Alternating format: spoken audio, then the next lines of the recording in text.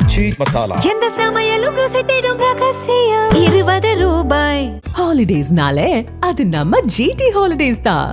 GT holidays, South India's #1 travel brand. You know you are special when you're with GT holidays. அதாவது ஸ்ட்ரிக்டான parents வந்து ஏன் ஸ்ட்ரிக்டாக இருக்காங்க அப்படின்னு ஆரம்பிப்போம்.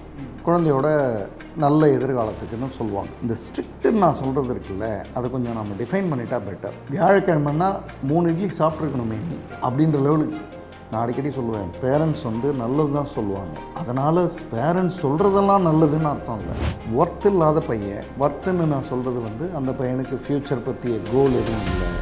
பெண் பற்றிய புரிதலே வேறு மாதிரி இருக்குது. பெண் அப்படின்றது வந்து ஒரு ஊறுகாய் மாதிரி தானே சார் அப்படின்ற அளவுக்கெல்லாம் ஆட்டிடியூட் இருக்குது. இவ்வளவும் இந்த பெண் முன்னாடி தான் அந்த பையன் பேசுகிறாரு. அது மாதிரி இந்த பையன் சரியில்லைம்மா அப்படின்னு சொல்ல ஆரம்பிக்கும்போது தான் இவங்களுக்கு ஒரு ஷாக் வருது. என்னென்னா, பொண்ணு முதல் முறையாக இவங்க பேசுகிறத கேட்க மாட்டேங்குது அல்லது எதிர்த்து பேசு.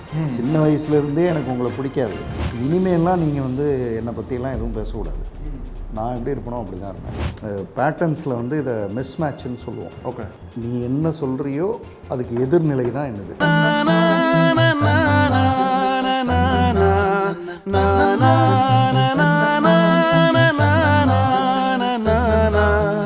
நக்கீர நேயர்களுக்கு வணக்கம்.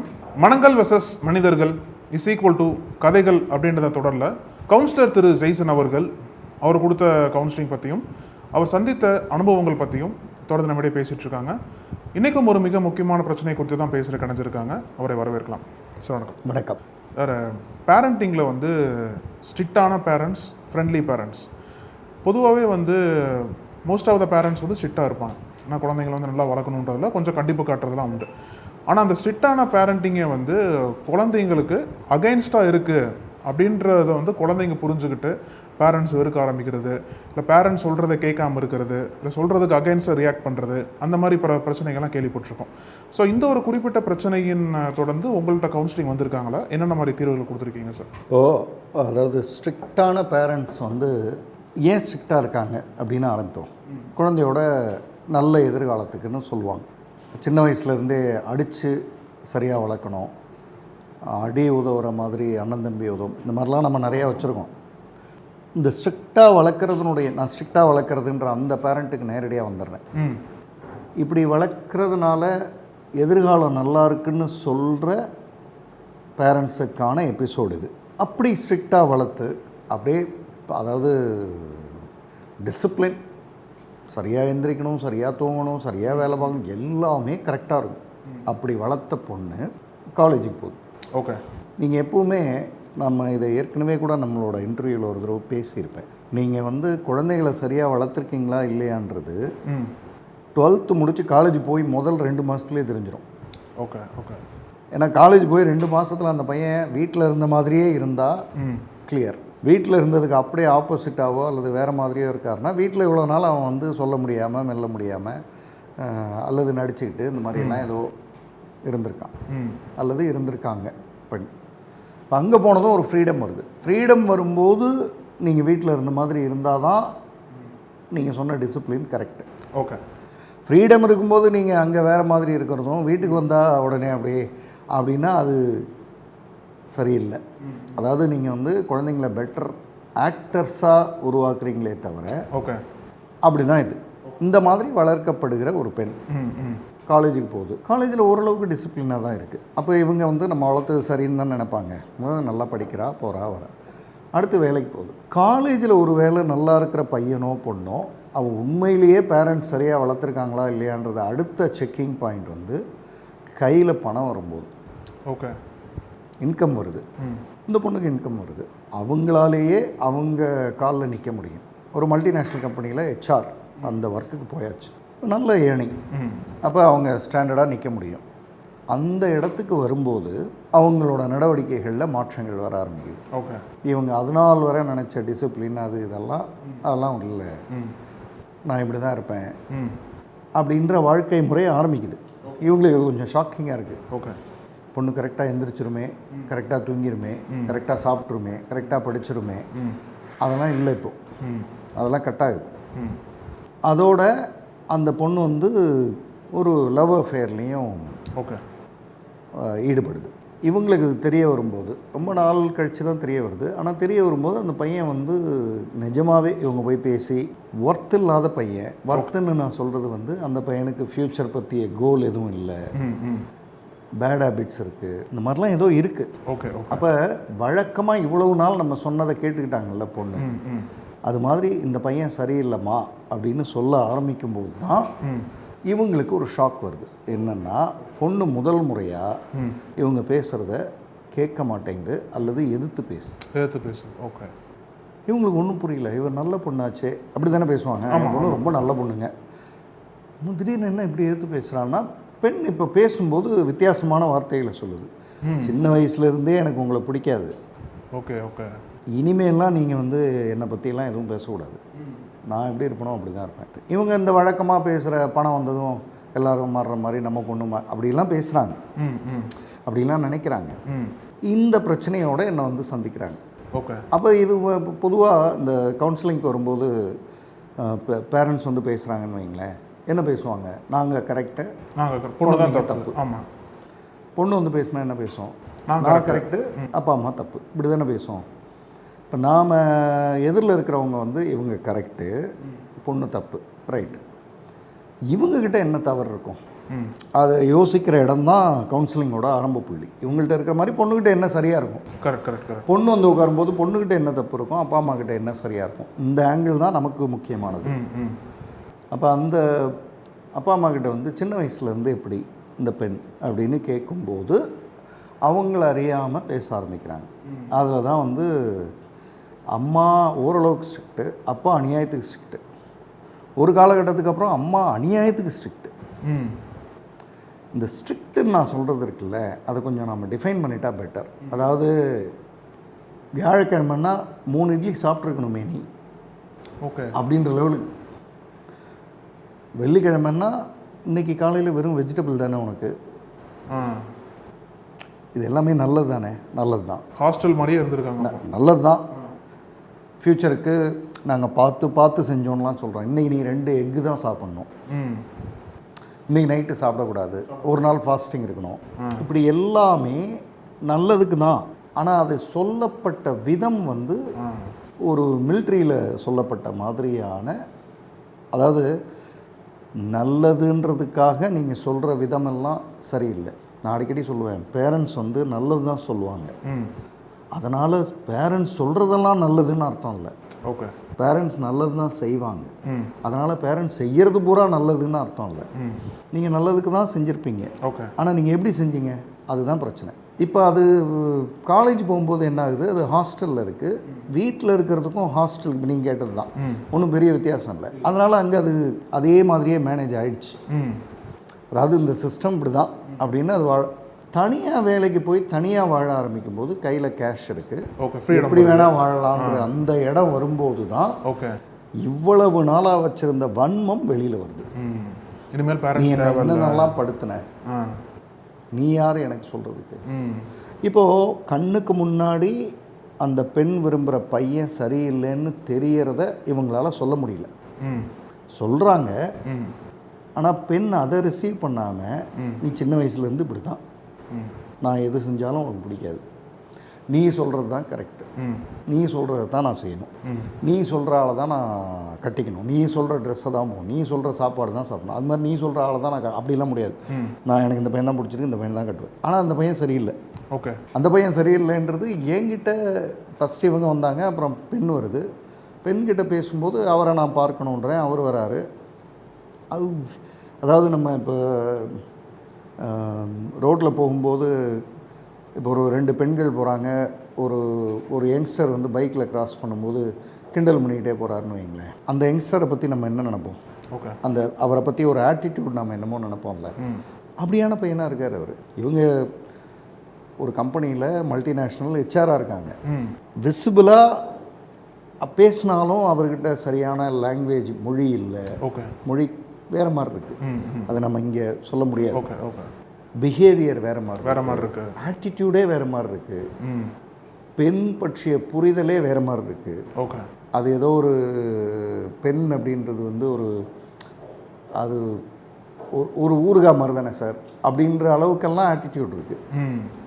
இவ்வளவும் இந்த பெண் முன்னாடி தான் அந்த பையன் பேசுகிறாரு. ஓகே. இப்போ ஒரு நார்மலாக இருந்தால் அந்த பொண்ணுக்கு வந்து இவன் சரியில்லையேன்னு தோணும். ஆமாம். ஆனால் அப்பா அம்மா நான் என்ன செஞ்சாலும் அவங்களுக்கு பிடிக்காதுன்ற அந்த கண்ணாடியை போட்டுக்கிட்டு பார்க்கறதுனால ஓகே, கண்ணுக்கு எதிரில் இருக்கிறது தெரிய மாட்டேங்குது. இதுதான் பிரச்சனை. நான் யாரை செலக்ட் பண்ணாலும் உனக்கு பிடிக்காது, நீ வேண்டாம் தான் சொல்லுவேன். அவன் நல்லவன் தான். எங்களை விட்டுருமா, நீயே பாருமா. நீ அப்படி தான் சொல்லுவ, சின்ன வயசுலேருந்து அப்படி தான் சொன்னேன். ஓகே. இல்லைம்மா எங்களை விட்டுரு, நீயே இதுதான் பிரச்சனை. அதாவது பெரிய பிரச்சனை சார். ஆனால் அது நம்ம டிசிப்ளின்டாக வளர்க்குறோன்னு நினச்சி டிசிப்ளினை கொண்டு வந்துடுறோம். ஆனால் பேரண்ட்ஸுக்கான பேரை இழந்துடுறோம், குட்வில்லை இழந்துடுறோம், ட்ரஸ்ட்டை இழந்துடுறோம், ரிலேஷன்ஷிப்பை இழந்துடுறோம். எனக்கு இப்போவும் கேள்வி என்னென்னா, இவ்வளவும் இழந்த அந்த டிசிப்ளின் எதுக்கு? அதுக்கு அந்த டிசிப்ளின் கொஞ்சம் குறைவாக கூட இருந்துட்டு போகலாம். இது ரொம்ப முக்கியன்றேன். ரிலேஷன்ஷிப் முக்கியம், ட்ரஸ்ட்டு முக்கியம், குட்வில் முக்கியம், எங்கள் அப்பா அம்மா எனக்கு நல்லது தான் சொல்லுவாங்கன்றது முக்கியம், அதெல்லாம் காணும். ஆனால் டிசிப்ளின் இருக்குது. ஓகே. அந்த டிசிப்ளினும் தனியாக சம்பாதிக்கும் போது காணாமல் போயிடுச்சு. இப்போ எதுக்கு இவ்வளவு சின்ன வயசுலேருந்து கஷ்டப்பட்டோம்? அவங்க கண்ணு முன்னாடியே கண்ணில் தண்ணி வருது, அழறாங்க. இந்த பெண் வந்து நீ இப்படி தான், நீ நினச்சதை நான் செய்யலைன்னா இப்படி தான் பேசுவேன் அப்படின்னு அந்த பையனை வச்சுக்கிட்டே அம்மா அப்பாவை சாத்துது. அதாவது அந்த பையன் ஃப்யூச்சரில் இவங்களை மதிக்க கூட மாட்டான். அதுக்கு இவங்களே இடம் தராங்க. Oh it's because of bad parenting அப்படின்றான் அவன். அவன் பாட்டு கேஷுவலாக அவனால தான் பிரச்சனைன்றது கூட அவனுக்கு புரிஞ்சதா இல்லையா? அவன் ஒரு மாதிரி என்ன உங்களுக்கு சொல்லலாம், அவங்க அந்த இது இவங்க 4 பேர் சந்திக்கிறதுன்றது எவ்வளோ முக்கியமான மீட்டிங். ஆமாம். அதுக்கு அவன் ஒரு கேஷுவலான ட்ரெஸ்ஸிங்கில் இருக்கான். ஒரு அதாவது நான் வந்து தோற்றத்தில் சரியாக இருக்கிறதுனால ஒருத்தங்க சரின்னு சொல்ல வரல, ஆனால் தோற்றத்தை சரியாக வச்சுக்கணுன்ற ஒரு ஆட்டிடியூடு கூட இல்லாத பையனாக இருக்கான். ஓகே. ஓகே. கழுத்தில் ஒரு 4 செயின் தொங்குது, ஒன்று அந்த நம்ம இரும்பு கம்பி மாதிரி ஒன்று தொங்கிட்டு இருக்கு. இந்த பொண்ணு மல்டிநேஷ்னல் ஹெச்ஆர், ஆனால் அவன் தான் கரெக்டுந்து.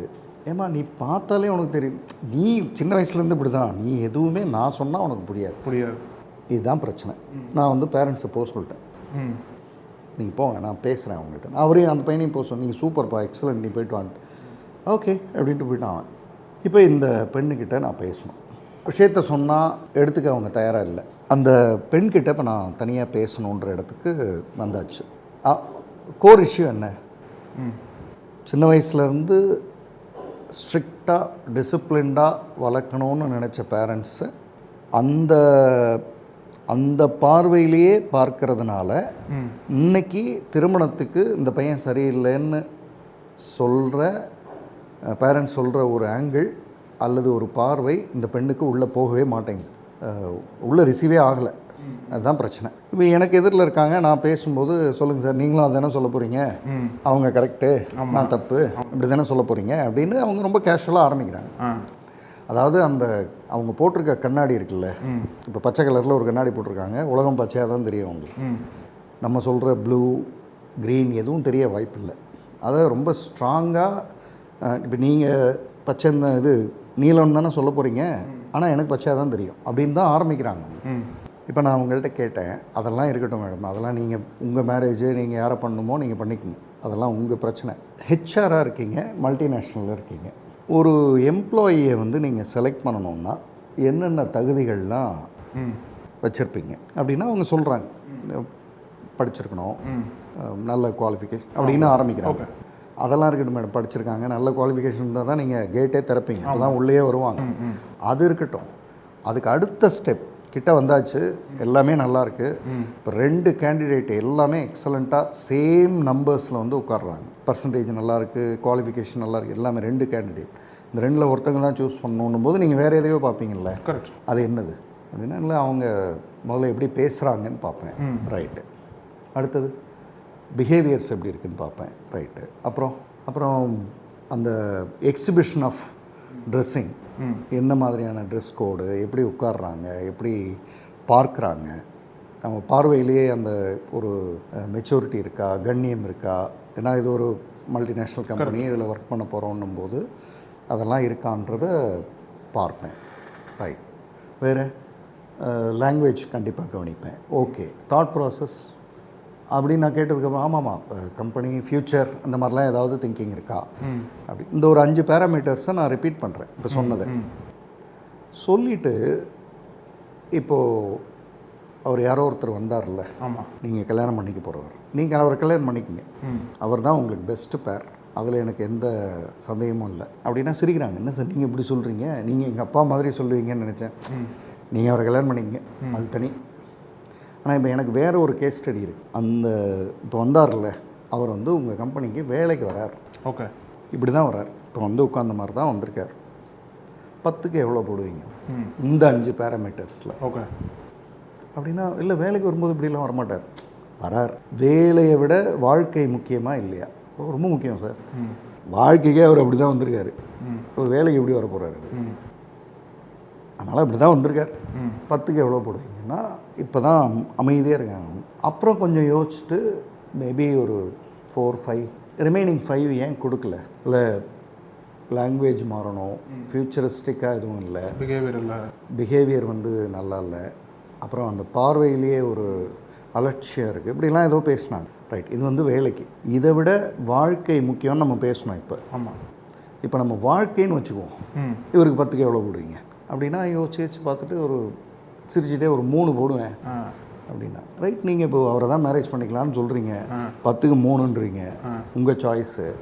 ஒரு 1 வீக் டைம் எடுத்துக்குவோம், நீங்கள் ஒரு 1 வீக் கழிச்சு வாங்க, பேசுவோம். அவரை தான் கல்யாணம் பண்ணிக்க போகிறேன் அப்படின்னா வர வேண்டாம், கோ ஹெட். இல்லை I think you have a பாயிண்ட்டுன்னு நினச்சிங்கன்னா வாங்க பேசுவோம் அப்படின்னு சொல்கிறேன். யோசிச்சுட்டு என்னமோ பண்ணிட்டீங்க சார், ஏதோ குழப்பி விட்டீங்க அப்படின்றாங்க. இல்லை நீங்கள் வந்து மல்டிநேஷ்னல் கம்பெனியில் HR, நீங்கள் சொன்ன பேராமீட்டர்ஸ் எல்லாம் கரெக்டு. 10க்கு 5 தான் கொடுப்பேன்னு சொன்னது கரெக்டு. ஒர்க்கை விட லைஃப் வந்து ரொம்ப முக்கியமானதா இல்லையா? முக்கியமானது. அப்போ அதனுடைய பேராமீட்டர்ஸ் இதை விட சிறப்பாக இருக்கணுமா இல்லையா? இருக்கணும். அப்போ பார்க்கும்போது நீங்கள் 3ன்னு சொன்னதும் correct. Decision making is yours. நீங்கள் யாரை கல்யாணம் பண்ணிக்கணும்னு யார் முடிவு பண்ண முடியும்? அது எப்படி உங்கள் அப்பா அம்மா சொல்ல முடியும்? அது எப்படி நான் சொல்ல முடியும்? அது நீங்கள் மட்டும்தான் முடிவு பண்ண முடியும். அவர் கூட முடிவு பண்ண முடியாது. அவர் கூட வேண்டான்னு சொன்னாலும் நீங்கள் கடத்திட்டு போய் கல்யாணம் பண்ணிக்கலாம், அது உங்கள் சாய்ஸ், எனக்கு தெரியாது, யோசிங்க அப்படின்னு சொல்லிட்டு ஒரு ஐ திங்க் ஒரு 2 வீக்ஸ் கழித்து கூப்பிட்ருந்தாங்க. நான் வரணும் சார், அவர் இல்லை நான் மட்டும்தான் வரேன், அப்பா அம்மாவும் வரலன்னாங்க. வாங்க, வந்தாங்க, உட்காந்தாங்க. சார் நீங்கள் பேசினதில் எனக்கு ஒரு விஷயம் புரிஞ்சது. சின்ன வயசுலேருந்து எங்கள் அப்பா அம்மா வந்து என்னை ரொம்ப ஸ்ட்ரிக்டாக எல்லாத்துலேயும் தப்பை மட்டுமே, அதாவது நான் என்னை சரியாக்கணும் போது நான் செய்கிற தப்பு தானே சொல்லுவாங்க. திரும்ப திரும்ப திரும்ப அப்படி சொல்லி சொல்லி சொல்லி வளர்த்ததுனால அப்பா அம்மா சொன்னால் எதுவுமே எனக்கு அகென்ஸ்டாக தான் இருக்குன்ற ஒரு மனநிலையை நோக்கி நான் நகர்ந்து ரொம்ப வருடங்கள் ஆயிடுச்சு. இப்போ எனக்கு நீங்கள் சொன்னதுக்கப்புறம் போய் ரூமில் உட்காந்து யோசிக்கும்போது கண்ணுக்கு எதிரில் இந்த பையனை வந்து நான் ஒரு HR-ஆ ரிஜெக்ட் பண்ணுவேன். இன்ஃபேக்ட் உள்ளே விட மாட்டேன்.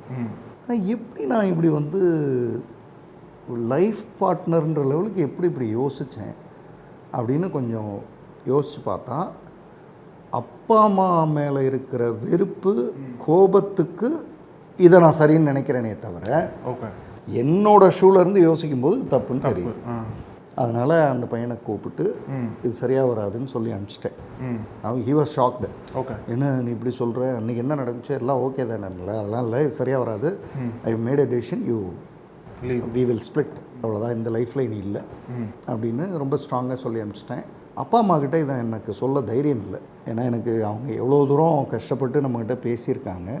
ஆனால் நம்ம இந்த சின்ன வயசுலேருந்து வந்ததை வச்சு இப்படி பண்ணிட்டோமே அப்படின்னு, அதை எனக்கு என்ன பண்ணுறதுன்னு தெரில. நான் சொன்னேன், அவங்க வீடு பக்கத்தில் தான், வர சொல்லுங்கள், இப்போவே பேசிடுவோம், கொஞ்சம் அவங்க வர சொல்லவா சார், எனக்கு கொஞ்சம் ஒரு மாதிரி இருக்குது அப்படின்னா. நான் ஏற்கனவே சொன்னது தான், அப்பா அம்மா நல்லது தான் சொல்லுவாங்க, ஆனால் சொல்கிறதெல்லாம் நல்லதில்லை. அப்பா அம்மா நல்லது தான் செய்வாங்க, ஆனால் அப்பா அம்மா செய்கிறது பூரா நல்லதில்லை. அவங்க அவங்களுக்கு தெரிஞ்ச விஷயத்தில் செய்வாங்க, அதில் சிலது தவறாகவும் இருக்கலாம். அது மாதிரி அப்பா அம்மா உங்களுக்கு சொன்னது செஞ்சது நல்லதாக இருக்கும், பட் சொன்ன விதமோ செஞ்ச விதமோ உங்களை எங்கேயோ டிஸ்டர்ப் பண்ணியிருக்கலாம். அதை நீங்கள் அவங்கள்ட்ட நேரடியாக சொன்னாலும் அவங்க கேட்டுக்க மாட்டாங்க. மேபி இப்போ கூப்பிட்டு சொன்னால் அவங்களும் உணரக்கூடும். வந்தாங்க, கூப்பிட்டாங்க, வந்தாங்க, உட்காந்தாங்க. அப்போ அவங்கள்ட்ட சொன்னேன், அவங்களுக்கு கவுன்சிலிங் எடுக்கிறீங்க நீங்கள்? அப்போ அவங்களுக்கு ஆமாம், அவங்க வந்து கொஞ்சம் நாங்கள் சொன்னோமே போனோமே அப்படின்னு அப்படி தான் இருந்தது. இதுதான் பிரச்சனையே. இப்போ நீங்கள் திரும்ப இப்படி ஆரம்பிச்சிங்கன்னா அவங்க அடுத்து செலக்ட் பண்ணுற ஒரு பையனை கூட அப்படி தான் இருக்கும், அது தவறுதலாக தான் பண்ணுவாங்க, அல்லது நீங்கள் செலக்ட் பண்ணால் அதுக்கு அகென்ஸ்டாக இருப்பாங்க. கண்டிப்பாக. நீங்கள் இங்கே தான் தவறு பண்ணுறீங்க. நாங்கள் இப்படி நினைக்கிறோம், நீ யோசிமான்னு சொல்லணும். அவங்களுக்கு வந்து இப்போ 10 வயசு இல்லை, 5 வயசு இல்லை, ஷீ இஸ் 27.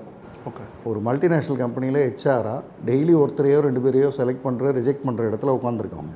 அவங்க லைஃபுக்கு உனக்கு தெரியாது எங்களுக்கு தான் தெரியும்னு பேசுகிறதே ஒரு விதமான வன்மம் தான்.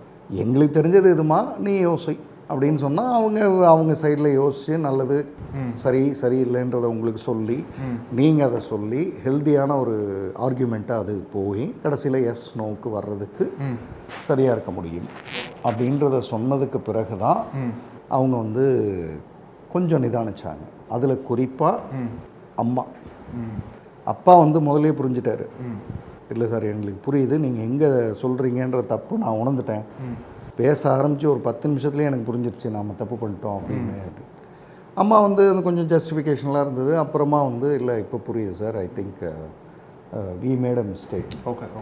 இந்த எபிசோடே நான் வந்து இந்த ஸ்ட்ரிக்டாக வளர்க்குறேன்ற பேரில் குழந்தைங்களை வந்து நீங்கள் பெரும்பாலான பேரண்ட்ஸ் ஸ்ட்ரிக்டாக வளர்க்குறவங்கள்ட்ட கேளுங்களேன், ஃப்யூச்சரில் அவங்க நல்லா இருக்கணும்னுவாங்க. ஆனால் ஆச்சரியம், ஃப்யூச்சர் வரும்போது பேரண்ட்ஸ் மேலே வெறுப்பு இருக்கிறதுனால குட்வில் இல்லாமல், ட்ரஸ்ட் இல்லாமல், ரிலேஷன்ஷிப் இல்லாமல் மைல்ஸ் அப்பார்ட்னுவாங்க. 2 பக்கம் 2 பேரும் 2 மூலையில் இருப்பாங்க. பார்க்குறதுக்கு தான் அப்பா அம்மா குழந்தைங்கன்னு தெரியுமே தவிர ஆனால் மனதளவில் எங்கேயோ இருப்பாங்க. அது எப்போ தெரிய வரும்னா இந்த மாதிரி முடிவுகளை எடுக்கும்போது தான் தெரிய வரும். அது பேரண்ட்ஸுக்கு ஷாக்காக இருக்கும், குழந்தைக்கு ஷாக்காக இருக்காது. குழந்தை, அதாவது பெண் குழந்தையோ ஆண் குழந்தையோ, அது ரிவெஞ்ச் மாதிரி பண்ணுவாங்க. நீ என்ன பண்ண, என்ன நீ சொல்கிறதெல்லாம் நான் கேட்கணும்னு அவசியம் இல்லை அப்படின்லாம் பேசுகிறது இருக்குல்ல, அது வந்து அந்த சப்ஜெக்டுக்கான ரியாக்ஷன் இல்லை. 25 வருஷமாக 20 வருஷமாக என்னை போட்டு என்ன பாடுபடுத்தினேன், அதனுடைய அந்த வயதுக்கு உண்டான கோபம்.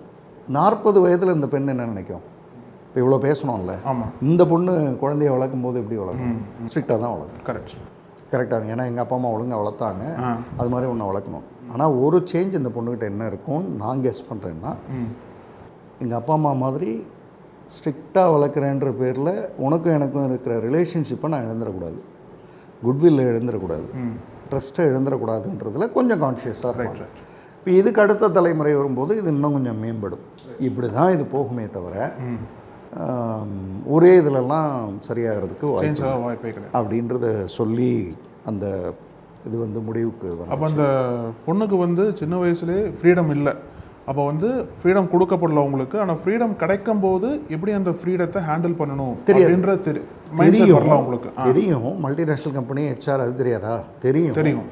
ஆனால் அப்பா அம்மா மேலே இருக்கிற வெறுப்புனால வந்து நீங்கள் I am against you, so நான் செய்கிறதெல்லாம் கரெக்ட், நான் செய்கிற தப்பு, அது எனக்கு அந்த கண் எனக்கு வராது, நீங்கள் அது தப்புன்னு சொல்கிறதுனால நான் செய்கிறது கரெக்ட் அப்போ நம்பிட்டு இருப்பாங்க அப்படின்னு ஒரு இல்யூஷன் ஃபில்டு வேர்ல்டில் வாழறவங்க இன்றைக்கி நிறைய இருக்காங்க. அதாவது பேரண்ட்ஸஸ் தப்புன்னுவாங்க, இவங்க சரின்னு சொல்லுவாங்க.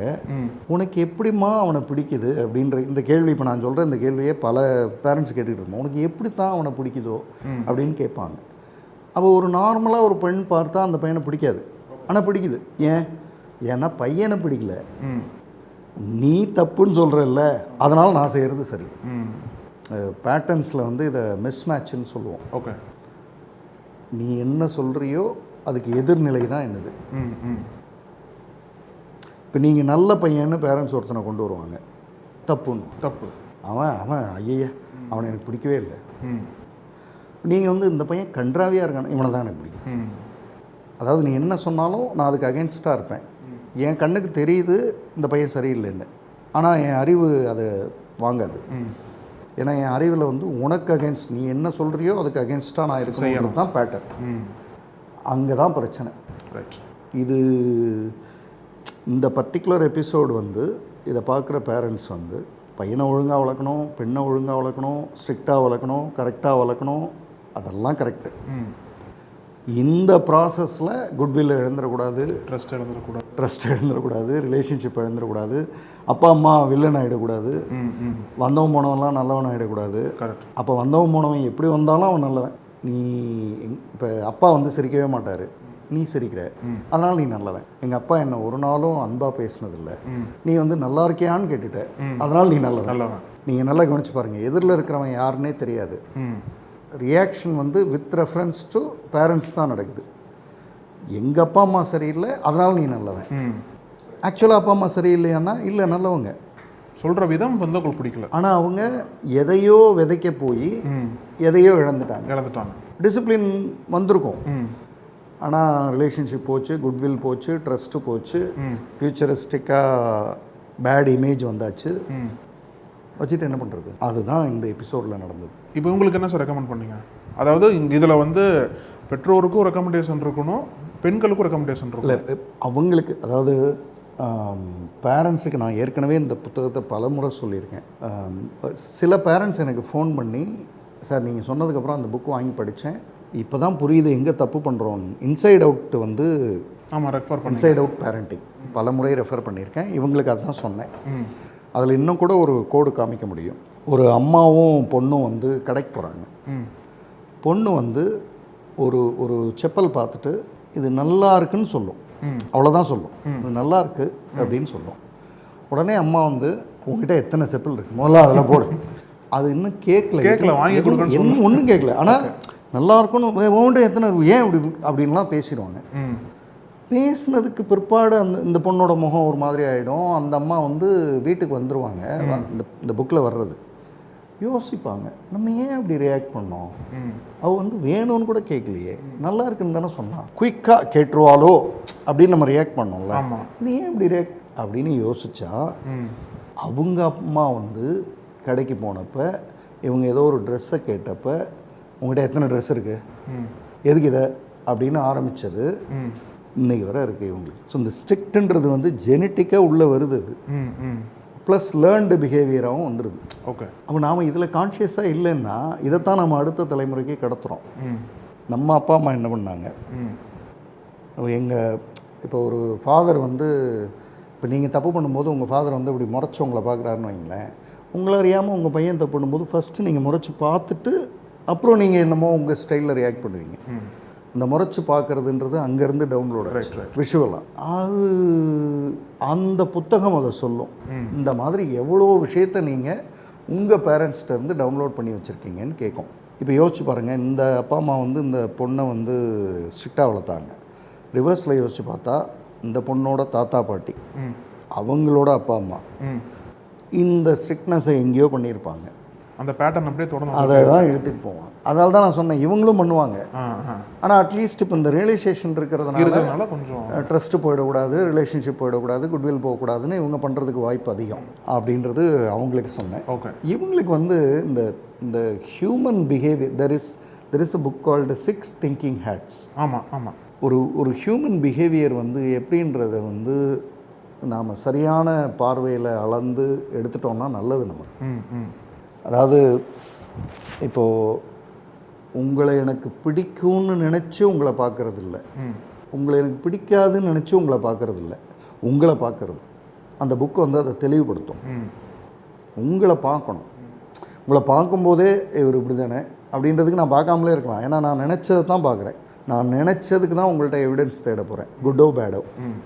அது ஹூ ஆர் யூ அப்படின்னா பிளெயினாக பிளாங்காக பார்க்கறதுக்கான ஸ்கில்ஸ், ஒரு ரியலைசேஷனை உருவாக்குறது தான் அந்த புத்தகம். அதை அவங்களுக்கு ரெஃபர் பண்ணியிருந்தேன்.